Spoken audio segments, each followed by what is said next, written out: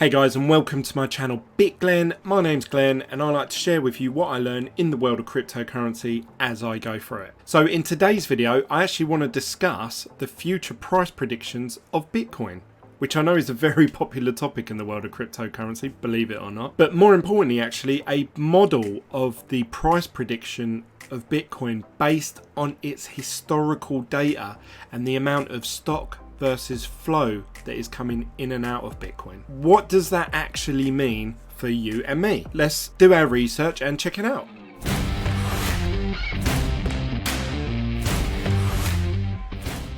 Before we get into the main topic of today's video, I just want to say a massive thank you to everyone that's been smashing that like button and all the new subscribers. Welcome to my channel BitGlenn. If you want to chat to me on a more personal level, you can also find me on Team BitGlenn, where there's a group of us all talking things cryptocurrency. Or if you want to reach out to me personally on Twitter, I have the Twitter handle just BitGlenn. But that's enough of me shilling my social medias. Let's get into today's main topic. So before we actually get into the price prediction of Bitcoin, I just wanted to give some context of where we are with today's pricing of Bitcoin and what's happened in the last 24 hours. Because you may be watching this video as soon as I upload it, or you may be watching it in a year's time. So at least it gives you some sort of idea of where we're at today. So to start off, I'm going to bring up CoinMarketCap, and you can see here that Bitcoin is currently at $9,500. This has been a big sell-off day today actually, so we were at 10,200, so we actually lost about $700 off the price of Bitcoin, which has followed a trend of being just below sort of 10.5k, and a lot of technical analysis are actually saying that once we hit over the 10,500 mark, this will signify a bull market. Why do they think that? As you guys know, I'm not huge into technical analysis. So as you can see above my head here, since September 2019, we hit 10,500, and after that we just had a sell-off in the price of Bitcoin. Then we had another point of 10,200, and then we had COVID-19, and there was a massive sell-off in Bitcoin. And just recently we hit just over 10k at about 10,100, and then we've had a sell-off since then. So really the key point at the moment is 10,500. But this gives you a little bit of context of where we're at as of recording this video, as opposed to obviously me talking about in the future. So a quick disclaimer: the information that I'm actually about to bring to your attention, the information that I'm about to bring you, was actually brought forward by a anonymous Twitter person, which sounds suspicious, but as all things in the world of crypto. His name's Plan B, and he has drawn up some really good price tracking models for Bitcoin over the last couple of years. So he's really picked up popularity in the Bitcoin space and has over 108,000 followers. So I suggest you follow him. He gives some really good sound advice in the world of Bitcoin. Now, I actually read through some of his old tweets, but he tweets quite a lot, so I've actually had to go and search on Google about who he is and why he's anonymous. And based on this website called dailyhodl.com, they have concluded that he's a Dutchman that works for a institutional investment company that manages around $100 billion in assets. And he actually recommends financial advice to big investors. So this is someone with a high degree of knowledge of assets and future price predictions and where to store wealth. But the reason he's remained anonymous is because he doesn't want his cryptocurrency views to sort of overshadow his work and his investment advice. I'll read you this little statement that he's apparently gave to this website. 90% of my colleagues have Bitcoin, especially the quants, but also the investors themselves. But there's a big difference between investing your own money and investing someone else's money, which is basically what we do professionally. If you manage someone's pension money, Bitcoin is not the first thing maybe you think about. Although I think there could be a very nice fit. But the main classic asset that we invest for in people's pension money is, of course, fixed income assets like bonds, mortgages, consumer loans. Everything that with interest that you need to pay for the pension. He then later goes on to say, I think it's a matter of time before you see the first banks and pension companies that have balance sheets that invest other people's money into Bitcoin. But I do think that the first and more easy candidates before pensions will be funds. I also read that because he works full time, that most of his tweets are in the evening or weekends when he obviously delves more of his personal time into Bitcoin. So this is where I'm getting my information from, and we know a little bit of background about the person that's providing it. A very well educated financial advisor that deals with mass amounts of wealth, investing for other people. Well, he has created a couple of models, one being the stock to flow ratio, which some of you may have seen some of the models, but maybe not necessarily fully understand all the details in it. So what I'm going to do is I'm actually going to post the links to these Medium articles that Plan B actually wrote himself, that he has signed off using a signature using the blockchain, so you know it's coming from him direct, as I'm fully aware that there's no way that I'm fully going to be able to do this complete justice. But I'm going to give you a sort of newbie's foolproof, easy to understand guide of it if you don't want to read through the articles yourself. But I've read through both the old stock to flow model and the new one that he has provided. But let's have a little background on obviously the previous stock to flow model ratio. So he talks about Bitcoin and how it's scarce and stuff like that. And he actually talks about the stock to flow in other assets. If you guys can see to the side of my head here, we have different assets that are considered similar to sort of Bitcoin in terms of stock to flow. So the amount of stock there is to the flow of it going in and out of people's pockets and hands. We have gold at the top with 185,000 tons with a flow of 3,000 tons, which means that if you actually divide 3,000 into 185,000, you actually get a stock to flow of 62. Now this actually means that it would take 62 years to replenish the current supply of gold, which means it has a very high stock to flow number. If we take silver for example, there is quite a lot of tons of silver and there's a lot of flow going out as well, but nowhere near as much as there is available. So their stock to flow is 22. It would take 22 years to replenish that supply of silver. So where does that put Bitcoin on the stock to flow? Now, as we know, Bitcoin has a halvening every 4 years. So that means the amount of stock of Bitcoin that's being generated month on month, day on day, week on week is actually being halved every 4 years. So that means its stock to flow number increases. As of writing this article, the Bitcoin stock to flow number was 25. So you would imagine that with the next Bitcoin halvening, which was actually a couple of weeks ago, May 2020, to be 50. Now this would put Bitcoin in between silver and gold, which would give it a massive market cap value. If you look at the above my head here, you can see that gold has a total market cap of $8.4 trillion. Silver, on the other hand, has $308 billion. So Bitcoin, you would say, after the halvening of just gone May 2020, would be in between those sort of two figures there, based on its stock to flow number. So this is all pie in the sky stuff. Where can we actually look at data that has actually happened? So we have to look at what's happened in the past. So let's go down to where we are currently on the Bitcoin cycle. You can see here that the current, as of writing this article, the current rewards for each block were 12.5 Bitcoin, but we've just had a halvening, which means we are currently now here on the cycle. We've just gone past that halvening, and you're now only getting 6.25. If you actually look at this chart, just above my head here, you can see that actually, give it another 8 or 10 more halvenings, you're only going to be getting 0.006103351 Bitcoin. So very small amounts for mining a whole block on Bitcoin, which is quite hard to think about really as it stands now.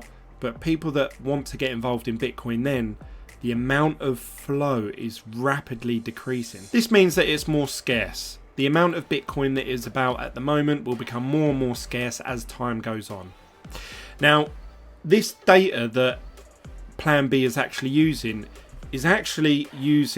every Bitcoin that's ever been existed up until that time. So I'm not talking about what's actually being traded. I'm talking about the actual Bitcoins that have been made due to mining blocks. He hasn't taken into account, obviously, the amount of Bitcoin that has been lost or that is in wallets that can't be accessed, like Satoshi's wallet has 1 million Bitcoin that no one can get access to and no one's touched or moved since its inception. And obviously there's been loads of people that have just had Bitcoin on hard drives or phones or in wallets that they forget the keys to and they think, oh, I'll just throw it away. So the actual supply of Bitcoin at the moment isn't true to what has been made. So we understand that Bitcoin has a decent amount of scarcity behind it and that it's always decreasing. But there's only so much money in the world. So where's that money going to come from to make Bitcoin more valuable or more expensive than it is now?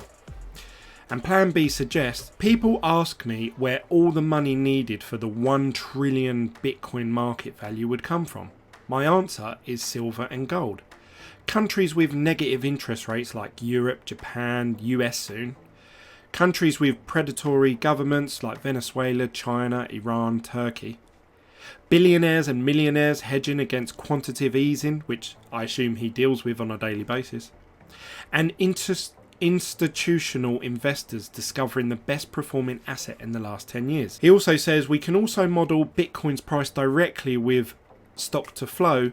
The formula, of course, has different parameters, but the result is the same with a 95% R2 and a predicted price of $55,000 with a stock to flow of 50 as of May 2020's halvening. So that's now. Recording this video, where it's currently June the 1st, I believe. He said, I have plotted Bitcoin's model price on stock to flow in black and the actual price of Bitcoin over time with the number of blocks as coloured overlay. So you can see the number of blocks that have been mined with the actual stock to flow. Now the stock to flow sort of changes with obviously the demand and the movement of Bitcoin. So you can imagine times with like altcoins, Ethereum, taking some of that demand away from Bitcoin, but then when Bitcoin has a big run up in price, obviously that demand normally comes back, so we see the dominance of Bitcoin pick up over time. And he said at the time the model predicts a Bitcoin market value of 1 trillion after the next halvening in May 2020, which translates into a price of $55,000 per Bitcoin. Now, if that was the end of the article and we were all following that, I think we'd all be pretty happy with that. A price of Bitcoin at 55, bearing in mind as of recording this video we're currently at 9.5, 5.5x gain from where we are now. Happy days. Happy days. But since then, a few people criticised the way this stock to flow model worked and how the price actually deviates from the stock to flow model. And Plan B actually has done a new sort of revised stock to flow model called, and this is a bit of a mouthful, so I apologise if I stutter this, the Bitcoin stock to flow cross asset model. So why has he created a new model? So this is the introduction. The original Bitcoin stock to flow model is a formula based on a monthly stock to flow and price data. Since the data points are indexed in time order, it is a time series model. This model has activated quantitative analysts around the world. Many have verified the non-spurious relationship between stock to flow and Bitcoin price. So this was the previous stock to flow model, and you can see here with the blue and the black line being the demand on Bitcoin, the flow if you like, and then you have the price of Bitcoin followed in these red dots.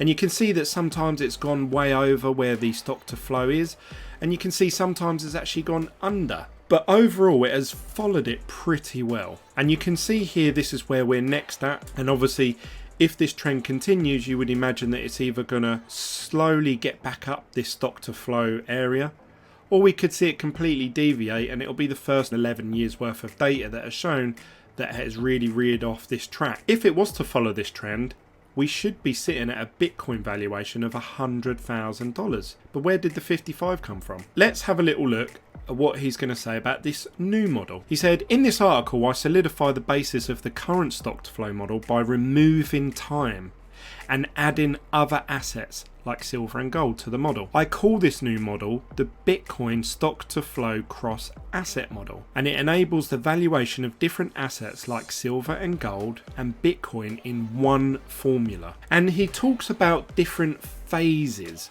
So this is something new. This wasn't mentioned in the other article, that things have different phases. What do I mean by that? So if we looked at, say, water can be a solid, then it can phase into a liquid, then a gas, and then it can be an ionized. So that's different stages or different phases of water's life cycle. He uses the US dollar. So the US dollar once was gold coins, then it was pieces of paper that could be redeemed for gold. Now we're just, obviously, the non-gold standard. It's just pieces of paper. So what's the Bitcoin phases? So you can see here different sort of trends that people pitch the narrative of Bitcoin.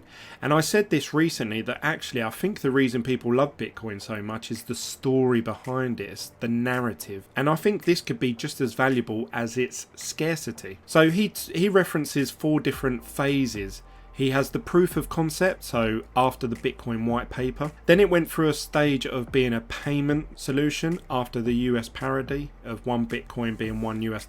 Then it was e-gold, so electronic gold or digital gold, a lot of people refer to it as, after the first halvening. And now the 4th phase of financial asset after the 2nd Bitcoin halvening, and it hitting 1 billion transactions per day milestone, with some legal clarity in Japan and Australia, the futures market at CME, and backed. These are some of the examples of phase transitions in water, US dollar and Bitcoin, and offer a new perspective on Bitcoin and the stock to flow. It is important not to think only in terms of continuous time series, but also in phases with abrupt transitions in developing the stock to flow cross asset model. I see Bitcoin in each phase as a new asset with totally different properties. A logical next step is identifying and qualifying the BTC phase transitions. So what he's saying is that actually Bitcoin, and we have seen this, that it isn't just set to go up price points at different times, it's when it actually creates a new narrative. So who's to say that the next narrative isn't all about interest or staking? Now, I know you can't do these things with Bitcoin as itself, but there's a lot of third-party companies and exchanges that are all doing these staking and interest, which is almost replacing some of the features that banks typically offer us. So it may be becoming a new banking solution for people. But I'm just guessing. But we have seen different phases throughout Bitcoin's life. And the one that I got involved into was the Bitcoin digital gold, and people still refer to it as that. So now with this new data, what he's done is he's tracked the monthly price of Bitcoin in these blue dots, and you can see here that actually they have these clusters in price. So this isn't to do with time, and if you actually was to track these clusters, he's actually narrowed them down into 4 clusters, and he believes that we're about to set on a 5th cluster. But if you actually look at that trend, you can see that you could almost draw a straight line all the way through it. And if you was to follow that line, you could almost predict where the next cluster of price points for Bitcoin are going to be. Now, he says in this article that actually with the Bitcoin halvening now, that he believes that Bitcoin doesn't just have a stock to flow number of 50, but probably closer to 56.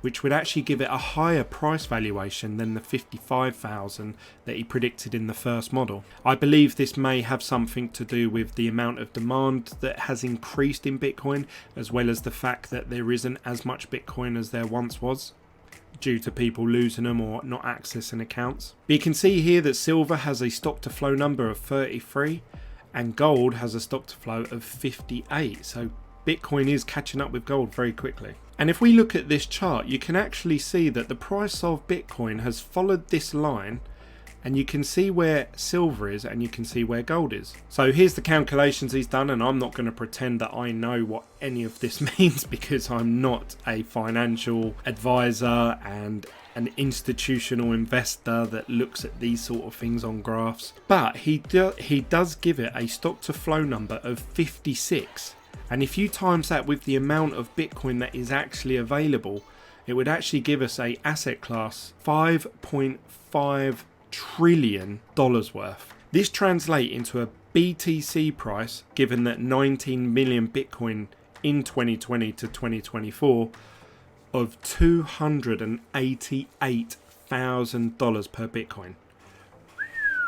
Now, if that remains to be true, based on today's prices of 9,500, let's just round it up and make it easy maths and say 10, that would be a 28x from where you are. So if you have $100 worth of Bitcoin today, and this actually plays out to be true, you would actually end up with $2,800, which is huge from a $100 investment. So when people think, oh, I can't get involved in Bitcoin, it's too expensive, you can, and you can get gains from it. And with that 2.5 grand, you could use that to put into other investments later on, or keep it in Bitcoin, who knows. Now, bearing in mind that we're halfway through 2020 already, seems crazy saying that with COVID-19, time's gone really fast. So we're actually only 3.5 years left of that cycle that he predicts. He says the Bitcoin price forecast is significantly higher than the 55k in the original study. Please be aware that the stock to flow cross asset model is a first step and has not yet been replicated and reviewed by others.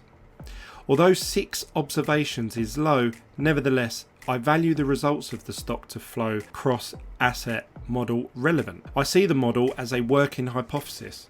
Like the stock to flow model, future research could focus on adding more assets on the analysis. However, more assets have low stock to flow values and therefore not interesting. On the contrary, diamonds have a high stock to flow but have a very complex valuation, meaning the rough/cuts, the carat, the different colours, the brightness.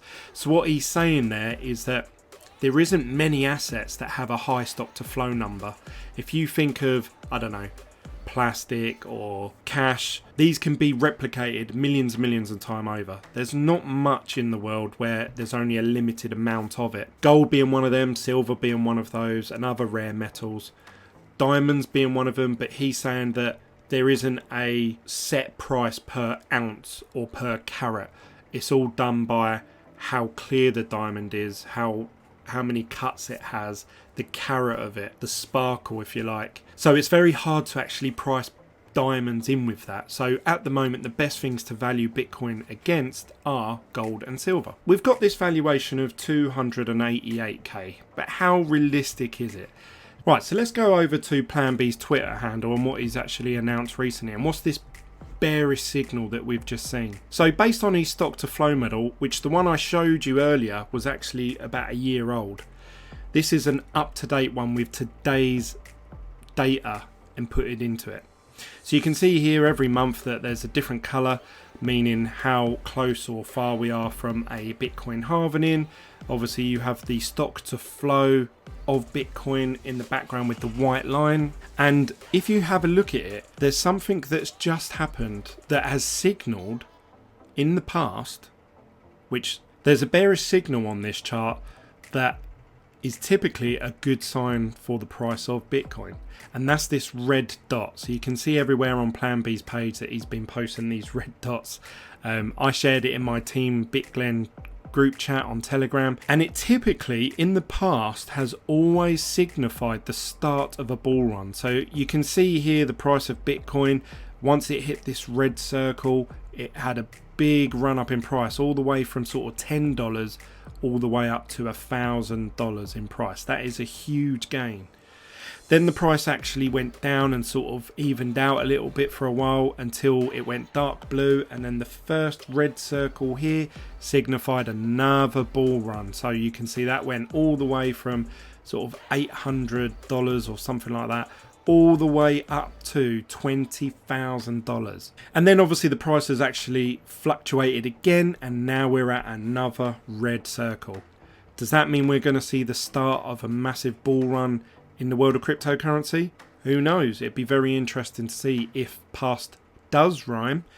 Doesn't necessarily repeat itself, but apparently it rhymes, and we could see that run up to the $100,000 K level in the next 6 months to a year. Who knows? Please don't use this as financial advice. I'm just going on what some anonymous person on Twitter is saying. Now, more interestingly, if we look at the up-to-date, so this is the most up-to-date Bitcoin stock-to-flow cross-asset model, you can see here that these are those clusters that we were looking at earlier. So you got the 4 phases. We have silver on this silver circle here, and we have gold. Now, he said that he predicts that Bitcoin was going to have a total market cap of 5.5 trillion. Well, guess what? We have just had, based on the amount of scarcity, the amount of stock to flow, 0 being a blue dot down here, I don't know if you can see along this bottom of the chart, a red being 40, being very high in demand, very scarce at the moment. We have just had 2 months worth of data, and that's these two here. This blue one shows that there wasn't a very high demand for Bitcoin, but this is last month's data, so May's, we've just had the halving in, and all of a sudden there's a very high amount of scarcity. Now, if you look at where this is on the graph, you can see in the past when there's been dots that have been below where the trend line is, that just above it there's normally a big cluster of prices. If you look at previous datas where the months have had very high scarcity of Bitcoin, there has been huge clusters of price movement just above it. So if we go to the last cycle, you can see there was a high amount of scarcity, and that's when we had this big run up to sort of 20k. Now, if we go over to this graph to the right, and if you was to go up, if you can see my cursor there, you would see that it would actually put us, if we got a cluster of prices of Bitcoin, it would actually put it around this mark here. That's in between silver and gold's market cap, and as we know, gold has an 8.4 trillion market cap. So if we move this cursor along this chart here, it would actually put us in between 1 trillion and $10 trillion market cap, which would give us $5 trillion. So that would give us our $288,000 per Bitcoin. So everything that this man has predicted sort of a year and a bit ago up to this date has actually resonated true, and we can see live as of this month that it looks like it's coming true what he said. So this is very exciting times to be involved in Bitcoin. I always said when I started this channel that I think Bitcoin could get to $100,000, and then I felt that that would be a barrier that people would find hard to get their head around, and it would drop back down again. But this data today, 288k, the way that Plan B has put it, I think, yeah, I can see that happening, because I know that silver and gold will always have its place in the market and in the world and as a store of value. But if I think to my kids, so my oldest boys, they're not interested in gold or silver or any metals at all. They may do over time as they get older, they may develop a interest for gold obviously, but for them, they have grown up with V-Bucks, Minecraft, Call of Duty, where you have to buy skins and packs and customize your character. They're used to digital money. They don't care for cash. If I gave them cash, they don't know what to do with it. And this says to me that as they grow up, they're not going to have the attachment to cash like I had. I remember seeing my first wad of cash and I was really excited, like, oh my god, this is the most money I've ever seen. I don't think they really care about that sort of thing growing up, but they do know the narrative and they have heard Bitcoin. So as they grow up, they're going to see it as something they want, but the amount of supply that is going to be about when they want to invest into it is going to be a lot lower than what it is today. So I can see this happening over a generational change, but obviously based on Plan B's predictions and models, it's going to happen a lot sooner than what I thought was possible. What do you guys think? I'd love to hear your thoughts. Please comment down below or contact me through Telegram or on Twitter with the name Team BitGlen or just BitGlen. Please give this video a thumbs up if you like my explanation of the Bitcoin stock to flow cross asset model. I think I should get a like for every time I've had to try and reel that off. And a big thanks to Plan B, who's actually provided all this content for free for everyone and continues to give us all data points that we can think about and use in our advantage to try and get ahead of the curve with the amount of supply there is in Bitcoin. So I suggest you go over and follow his Twitter page if you haven't already, or you can follow mine. I'd like it if you follow us both. But that's really it from me today, guys. I hope you enjoyed that. I know that people love talking about big price predictions. I see a lot of people on Twitter and on YouTube trying to do price predictions and saying just blasé things. Oh yeah, I think it's going to go to 50,000 this year. And when asked why, they don't tend to delve too much into how they got to that figure. But Plan B has laid it out on the line and shared it with everyone in the world, and he's left it open to scrutiny and for people to judge it and track it. So I think this is only good for the space, because if his price models do play out the way that he's predicted, then there's very exciting times ahead for everyone in the cryptocurrency space. That's it from me, guys. I'll see you on the next video from BitGlen. Bye.